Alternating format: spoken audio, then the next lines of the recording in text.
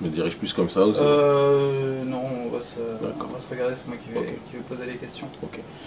Donc on va attendre juste quelques instants que le direct se lance, puis que les internautes rejoignent notre direct.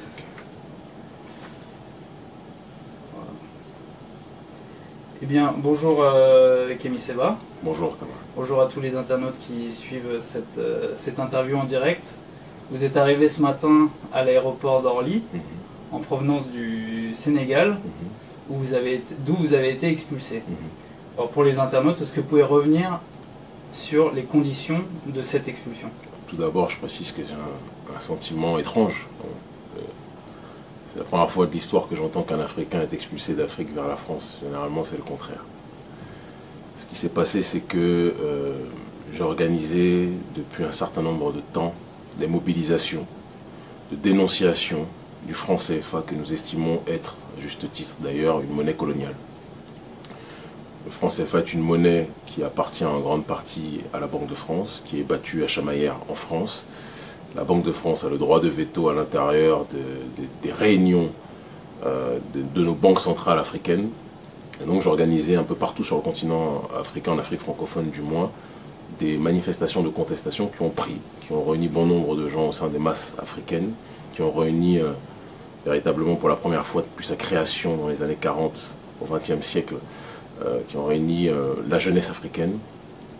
Et lors de la dernière mobilisation contre le franc CFA et plus globalement contre la France-Afrique, puisque le colonialisme français, prétendument parlant, ils disent que ça a cessé, mais en réalité il a juste muté, il est passé d'un colonialisme vieillot à un néocolonialisme modernisé. J'ai pris l'initiative, c'était une réflexion que j'avais mûrie depuis un certain nombre de temps, de brûler de manière symbolique un billet de 5000 francs CFA, afin d'alerter l'opinion publique, en regardant un petit peu ce qui avait été fait à l'époque du printemps arabe, lorsque un jeune militant s'était immolé pour alerter l'opinion publique sur le drame que vivait la population.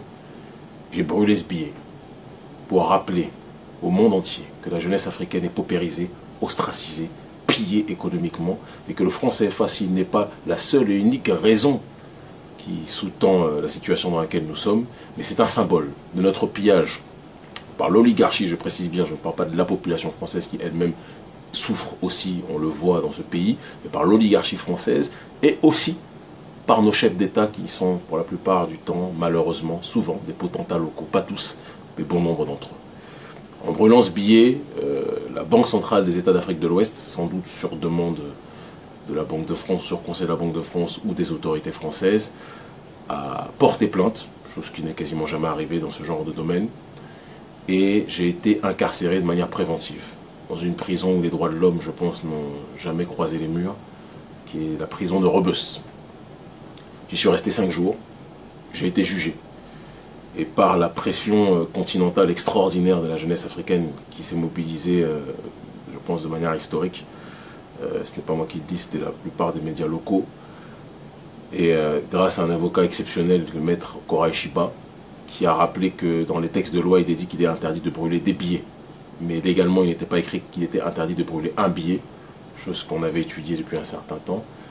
Eh bien, j'ai été acquitté. Et je pensais qu'après ce débat et après avoir permis que la question du franc CFA devienne un débat international, c'était la stratégie, c'était l'objectif. Certains critiquaient la méthode, mais la plupart de ceux qui critiquaient la méthode, qui sont les, entre guillemets, intellectuels africains, bien souvent nous considérés comme intellectuels par l'Occident, beaucoup plus que par le peuple africain, ceux qui critiquaient la méthode eux-mêmes n'avaient pas proposé une méthode meilleure pour que ce débat puisse être audible. Donc il fallait qu'on fasse preuve d'ingéniosité et de nouveauté dans la façon d'agir et de provocation. On a réussi à le faire et on souhaitait qu'à partir de cette action-là, les autorités africaines tendent l'oreille sur le cri de douleur de cette jeunesse africaine. Parce que c'est une question qui dépasse de très loin ma seule compétence et ma seule personne. Il serait, à mon sens, hasardeux de personnaliser cette thématique-là. C'est une question générationnelle. Je ne suis qu'un porte-voix, peut-être écouté par beaucoup de jeunes aujourd'hui, mais je ne suis qu'un symbole.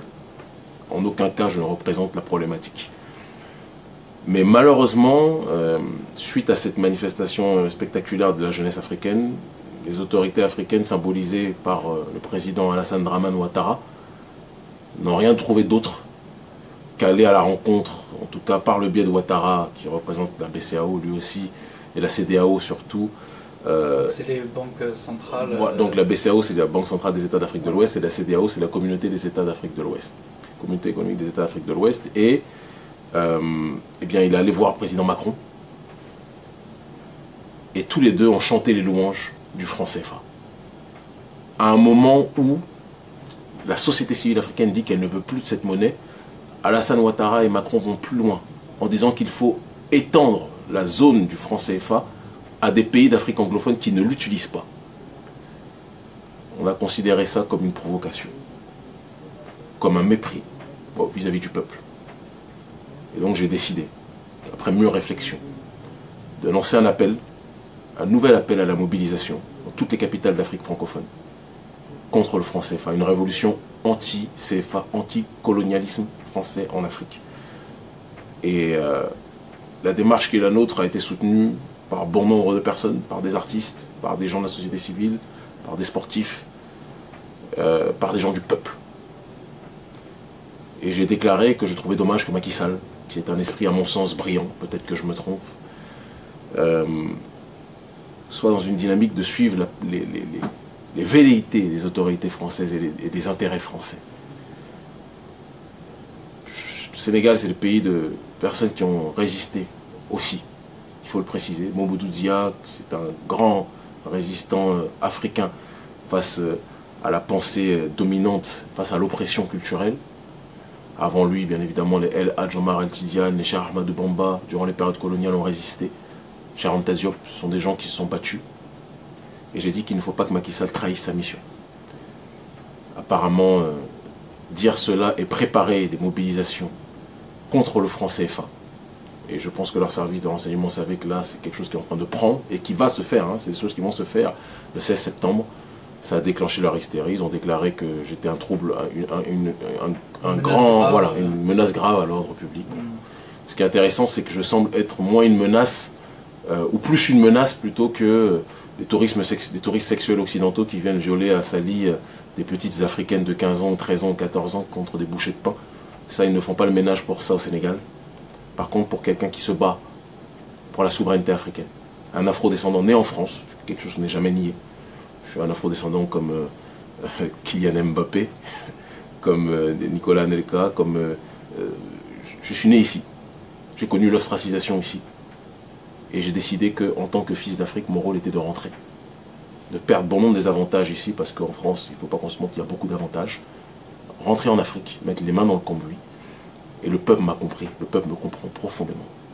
Mais les autorités africaines, certaines, et la bourgeoisie locale, parce qu'il faut le rappeler, il y a une bourgeoisie locale qui vit sur ce lit qu'est le franc CFA, et qui ne veut pas qu'on quitte cette plantation. Ce sont les mêmes qui ont vendu leurs frères à Gorée, qui se réjouissent peut-être que je parte, mais ils sont une minorité. Et je vais revenir très bientôt. Alors, pour revenir sur cet arrêté d'expulsion, donc il est noté que vous représentiez donc une menace grave à l'ordre public, et on retrouve dans cet arrêté l'expression suivante: on vous reproche des propos désobligeants contre des chefs d'État africains. Je ne sais pas si c'est la planète des singes dans laquelle on est, ou dans une autre galaxie. Je pensais que c'était ce qu'on appelle la liberté de penser. Que de dire qu'il y a des dirigeants africains qui se couchent face à des velléités extérieures. Je pensais que c'était la liberté de penser que de dire que nos dirigeants africains ne faisaient rien pour leur population. J'ai vu bien souvent des bien-pensants cooptés dire que c'était du populisme que de dire ça. Mais originellement parlant, populisme, c'est parler le langage du peuple. C'est en harmonie avec les intérêts du peuple, avant que ça prenne une connotation, historiquement parlant, par la suite péjorative. Le peuple vit dans des conditions inimaginables sur le continent, excrémentielles. Je ne pensais pas pouvoir vivre ça, voir ça. Et il arrive un moment où, vous savez, quand vous vivez dans la diaspora, vous dites le problème c'est l'Occident, c'est l'Occident, c'est l'Occident. Quand vous allez sur le continent africain, et que vous voyez une minorité africaine qui vit sur des milliards, qui vit dans une opulence dérégulée, démesurée, et que la population africaine crève. Des gens meurent de la grippe parce qu'ils n'ont pas assez d'argent pour se prendre des médicaments. Mon rôle et le rôle des souverainistes africains, c'est de dire que nos dirigeants trahissent leur mission. Et l'adage de notre ONG Urgence panafricaniste, c'est de dire que ce que les élites africaines ne font pas pour le peuple le fera lui-même. C'est ce qu'ils appellent des propos désobligeants, mais je continuerai toute ma vie à les tenir. Je serai proche des dirigeants africains qui veulent la souveraineté africaine. Je combattrai ceux qui veulent la soumission de l'Afrique vis-à-vis des forces exogènes. Il y a eu quelques réactions par rapport à cette expulsion, et notamment d'organisations, d'ONG internationales reconnues comme Amnesty, qui ont dénoncé ces méthodes. Quelles ont été les réactions locales à votre expulsion au Sénégal? J'ai cru entendre, d'après ce que les policiers qui me gardaient m'ont dit, qu'il y avait des émeutes à l'aéroport quand j'ai été arrêté. La société civile a craqué légitimement, voyant dans cet acte politique un acte de forfaiture, de trahison et de déportation, qui rappelle la manière dont certains aïeux ont été déportés à Gorée, parce qu'il y avait l'esclavagiste extérieur, mais il y a un adage qui dit qu'une civilisation est détruite par l'extérieur que si elle est rongée de l'intérieur. Et bon nombre d'ONG, de la société civile, pour ne pas dire la quasi-totalité, même celles avec lesquelles on pouvait avoir des désaccords, parfois stratégiques, se sont joints à cette mobilisation contre le néocolonialisme monétaire et contre mon incarcération et contre mon expulsion. Ils voulaient nous noyer, ils sont en train d'apprendre à la jeunesse africaine l'apnée. Et quand on va sortir de cette eau, je peux vous assurer que pendant très longtemps on va respirer. Alors, pour revenir sur un aspect un peu plus technique donc, de votre objet de revendication, donc ce fameux franc CFA, vous dites qu'il s'agit d'un instrument visant à, entre guillemets, soumettre l'Afrique par la monnaie. Concrètement, en quoi le franc CFA porte atteinte à l'économie africaine? On va dire très simple, on peut même aller plus loin. En quoi le franc CFA porte atteinte à la politique africaine? On dit toujours que l'économie est le centre de gravité de la politique. Celui qui contrôle votre économie contrôle votre politique. Aujourd'hui, le franc CFA est subdivisé en plusieurs zones. Il y a l'Afrique de l'Ouest, il y a l'Afrique centrale, et ce qui sont les zones principales, va-t-on dire. Et à l'intérieur de ces dernières, la Banque de France a des représentants qui disent si oui ou non elles sont d'accord avec les décisions qui sont prises par les banques d'Afrique centrale ou les banques d'Afrique de l'Ouest. Il suffit que quelque chose n'aille pas dans les intérêts de la Banque de France pour qu'un droit de veto soit émis par des représentants de la Banque de France. Parle-t-on de souveraineté dans ces conditions-là? Sachant que les intérêts des populations africaines, quand on parle de souveraineté, ne peuvent jamais être systématiquement en harmonie avec les intérêts de la Banque de France, ce qui est complètement logique. Il y a le procédé qu'on appelle les comptes d'opération, d'accord, qui sont donc des systèmes par lesquels nos banques centrales doivent reverser des sommes astronomiques, des recettes émanant de leurs gains, d'accord, à la Banque de France, puisque celle-ci est celle qui frappe monnaie, qui imprime la monnaie à chamaillère. Comment voulons-nous parler au XXIe siècle? Et je parle de la manière la plus claire possible, parce que, vous savez, on peut parler de manière extrêmement complexe, technique, abstraite, mais le peuple ne comprendra rien, comme ça a été le cas pendant des années. Depuis les années 80, des thèses ont été données par des brillants économistes comme M. Pouemi par exemple, ou l'aîné Agbo, ou Mamadou Koulibaly, tous ces gens, ces derniers sont dans notre front anti-CFA, mais le peuple n'écoutait pas ces derniers parce que ce n'était pas quelque chose de simple, il faut parler un langage simple. Aujourd'hui, les décisions économiques sont orientées par la Banque de France. Les recettes que nous avons vis-à-vis de ce franc CFA, une grande partie sont envoyées par le biais des comptes d'opération à la Banque de France. Ces deux éléments, je pourrais en citer pléthore, mais à eux seuls, devraient et interrogent de manière spectaculaire les masses africaines en se disant est-ce qu'on peut parler de libération, d'indépendance, alors que ce qui nous sert à payer, à acheter un certain nombre de choses est contrôlé, modelé, façonné par une entité extérieur qui était considéré comme colonial hier et que tout le monde sait être néocolonial aujourd'hui. Je vous remercie pour ces explications. Donc, pour ceux qui nous regardent en direct, il y a plus de 3000 personnes qui sont là. Je les remercie de suivre ce direct. Et il y a énormément de messages de soutien envers vous. Mais je tiens à préciser, si vous le permettez, il faut bien qu'on comprenne que le combat que nous menons, il y a eu une intoxication des médias mythomanes, par exemple Le Monde Afrique, qui est une extension du Quai d'Orsay, il faut le préciser. Ça, ce sont mes propos, je les assume. Ils sont sponsorisés par le Quai d'Orsay, c'est marqué sur leur site. Jeune Afrique ? Non, Le Monde Afrique, le journal Le Monde. Je pourrais parler de Jeune Afrique, mais qui, malgré toutes les critiques que j'ai apportées vis-à-vis de ces derniers, même eux sont plus objectifs que le journal Le Monde Afrique, qui eux sont sponsorisés par le Quai d'Orsay. Le Monde Afrique fait un travail d'intoxication médiatique spectaculaire en nous faisant passer pour des monstres, des mangeurs d'occidentaux. Nous voudrions chasser des caucasiens d'Afrique. Pourtant, il y a des prolétaires occidentaux qui sont présents avec nous sur le terrain en Afrique et qui soutiennent nos revendications. Notre combat n'est pas un combat de race, c'est un combat de classe. Nous sommes opprimés par une élite financière qui est aussi bien blanche que noire. Donc ce n'est pas une question de race, de noir contre blanc, c'est une question d'entité prolétarisée contre l'élite financière internationale. Il faut le préciser. Et en ce sens-là, les prolétaires occidentaux sont nos frères, les prolétaires du Moyen-Orient sont nos frères, les prolétaires d'Amérique du Sud sont nos frères, les prolétaires d'Asie sont nos frères. C'est le combat des damnés de la terre. Il ne faut absolument pas l'oublier. En fait, je vous parlais de toutes ces personnes qui mettaient des messages de soutien pour vous demander quelle est en Afrique, en tout cas au Sénégal où vous étiez dernièrement, la proportion de gens qui souhaiteraient sortir du franc CFA. Est-ce qu'il y a des études à ce sujet, ou alors par exemple lors de vos manifestations, les dernières manifestations, combien il y avait de personnes environ? Ok, alors il faut répondre, si vous permettez, on va répondre même au-delà du Sénégal, parce que ça serait une erreur de contextualiser ça uniquement à la dynamique sénégalaise. Parce que j'organisais les mobilisations dans toutes les capitales d'Afrique francophone, ce qui permet d'avoir une vision d'ensemble. De l'avis des spécialistes, vous savez, nous on n'a pas les sondages, on n'a pas le sondage Ipsos comme vous avez ça ici, ça coûterait peut-être trop cher au pays. Mais de l'avis des spécialistes, jamais la société civile les sociétés civiles africaines ne se sont autant mobilisées depuis les indépendances que pour cette question du franc CFA.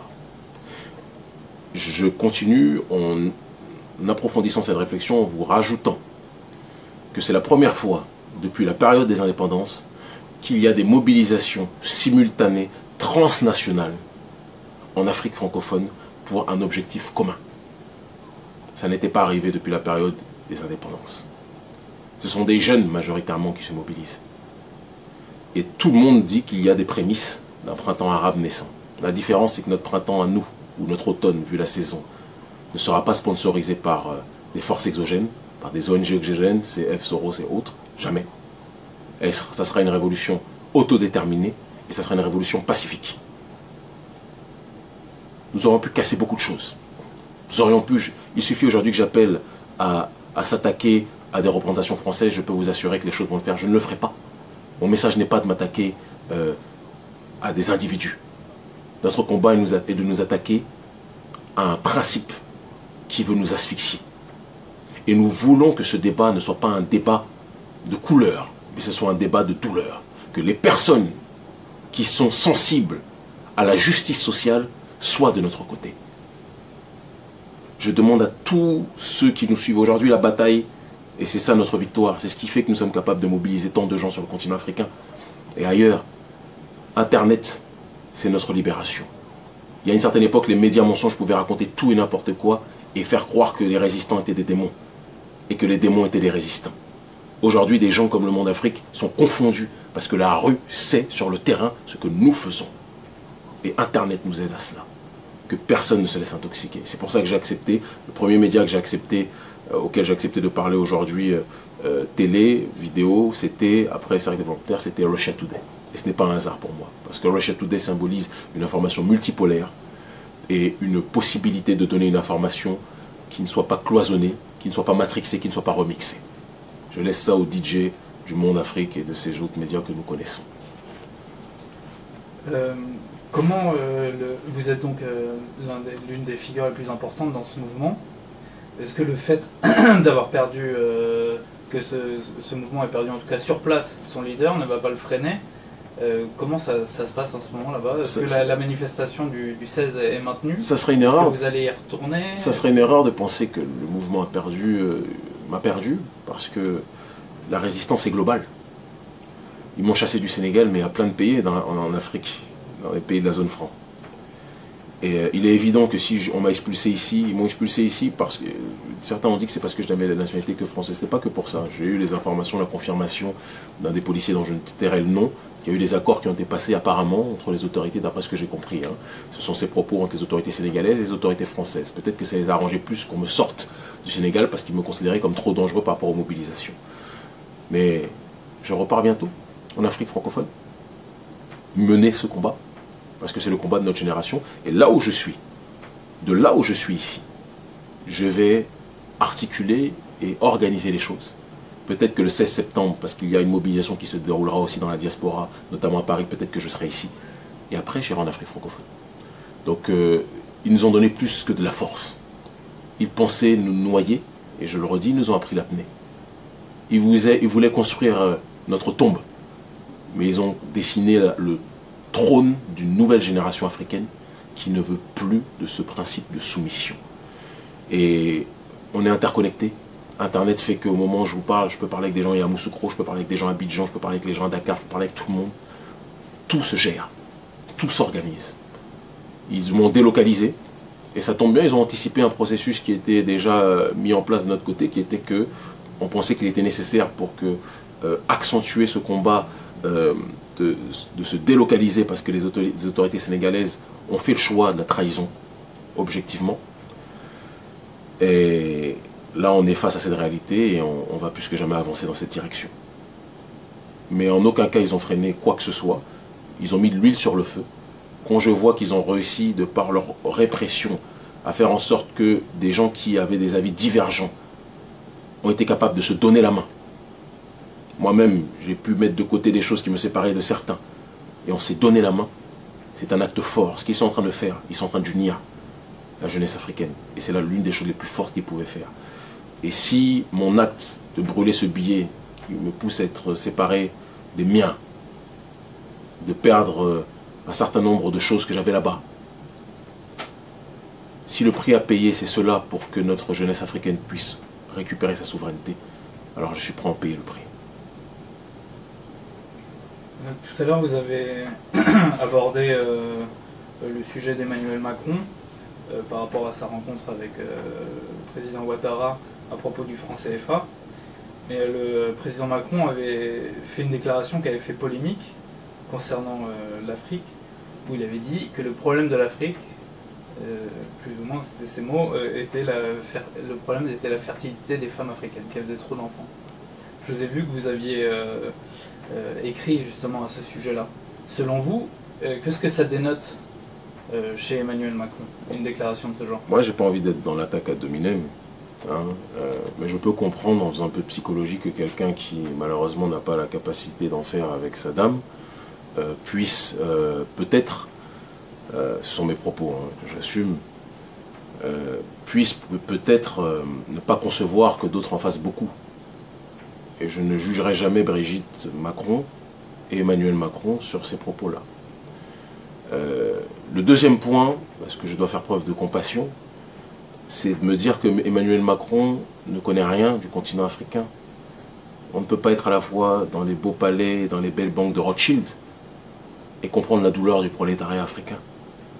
Donc je ne vais pas l'incriminer, je ne vais pas l'injurier. Je pense qu'il a déjà beaucoup à faire. Et il faut qu'il sache que nous n'avons que faire de ses conseils. Nous savons qu'il ne comprend rien à l'Afrique.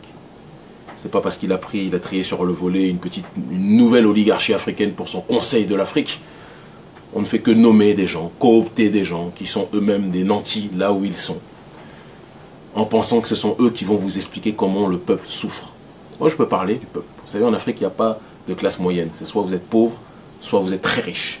Au milieu, il y a des gens qui arrivent à s'en sortir, les journalistes, comme c'est mon cas là-bas. Je suis chroniqueur à Vox Africa, je devais reprendre à 2S TV, on va voir comment on va faire puisque je suis expulsé maintenant. Je devais être sur les 2 chaînes à la rentrée, donc la rentrée là-bas c'est fin septembre. Les journalistes gagnent leur vie honorablement, humblement. Ils ne sont pas riches, ils ne sont pas les plus pauvres, mais ils sont loin d'être riches. Et moi je suis plus proche de la douleur de ceux qui n'ont rien que de l'opulence de ceux qui ont tout. Par choix et par conviction. Même si des pots de vin, des tas de choses m'ont été proposées pour que je me taise. Si vous saviez, je préfère être libre dans la difficulté qu'être pauvre intellectuellement et sur terrain de la dignité dans l'opulence, économiquement parlant. Certains, et ce sera, je pense, ma dernière question, certains vous surnomment le Malcolm X français. Je sais que ce genre de comparaison n'est pas toujours heureuse, mais qu'est-ce que vous pensez de ce surnom? Je pense que c'est toujours raccourcir les gens que d'essayer de les accoler à d'autres individus du passé qui ont fait leurs choses en leur temps, avec leur réalité. J'aime Malcolm, j'en aime d'autres, parfois même plus, beaucoup plus, par rapport à ma sensibilité. Mais je suis Kémy Séba. Je ne suis ni Malcolm X, et bien que j'ai le passeport français, je suis un afro-descendant, je me considère plus comme tel. C'est pour ça que je vais repartir prochainement. Et j'essaie d'inscrire ce combat dans notre génération, avec les réalités qui sont les miennes. Je suis un enfant de la génération hip-hop, avec un caractère peut-être un peu plus rebelle, beaucoup moins convenu, avec un langage beaucoup moins policé. Même si Malcolm était tout sauf policé. C'est un aîné, mais j'ai ma propre réalité. Et ce combat, ce n'est rien d'autre qu'une course de relais. Avant Malcolm, il y avait des Garvey. Avant des Garvey, il y en avait d'autres. Avant d'autres, il y en avait d'autres encore. Après moi, il y en aura d'autres. Et avec moi, aujourd'hui, il y en a beaucoup d'autres. Il ne faut pas qu'on fasse de moi une figure, un leader ou autre. Je ne suis rien de tout ça.